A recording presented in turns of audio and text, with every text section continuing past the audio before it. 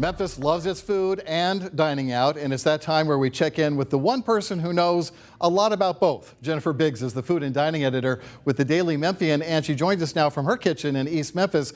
Jennifer, let's start by talking about Bell Tavern and how sweet it is to have another restaurant that had been closed during COVID to be coming back. Tell us about it.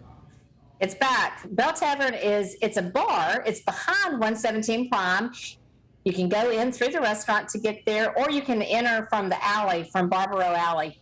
It's owned by the same people who had Sweetgrass, which, closed on Easter Day.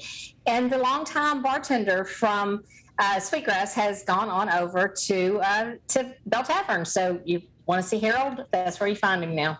Is behind the bar. He's making all of his drinks. Soon they'll have the menu ready. You can order from the 117 Prime menu for now. All right, great. Well, let's go from downtown to midtown now. Of course, this weekend is the Greek Festival on Highland. It's always a fun time with some of the best authentic Greek food you're going to find anywhere in Memphis.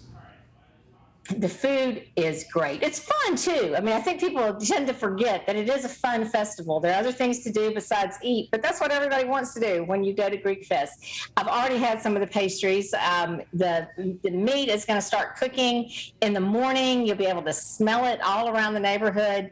Lamb chops, souvlaki, grilled chicken, and all the fantastic pastries. So the gyros are back. This is the first full festival since the pandemic began. So let's all get out there, cross our fingers for good weather, and have a great festival. Very good. And finally, even though it was last weekend, I wanted to ask you about BBQ Fest. Of course, due to the Tom Lee Park redo, it was moved to Liberty Park this year. But I was surprised how many people said, the river is beautiful, a great view and everything, but Liberty Park was a better venue for a lot of different reasons.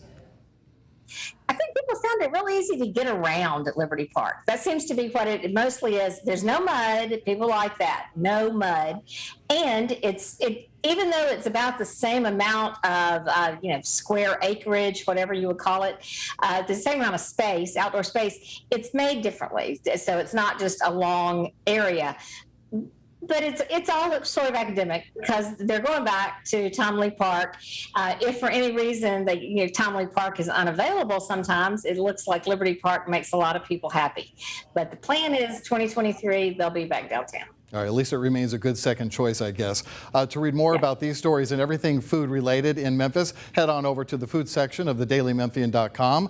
That's thedailymemphian.com, and you'll find Jennifer's stories there. Jennifer Biggs, the food and dining editor for the Daily Memphian. Thank you so much, as always, for being with us, and we will see you next time, all right?